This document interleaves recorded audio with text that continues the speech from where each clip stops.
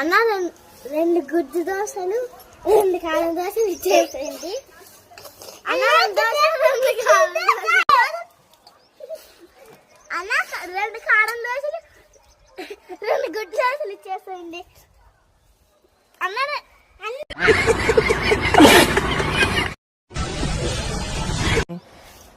అన్న రెండు గుడ్డు దోశలు రెండు కారం దోశలు ఇచ్చేసేయండి. అన్న రెండు కారం దోశలు రెండు గుడ్డు దోశలు ఇచ్చేసేయండి. అన్న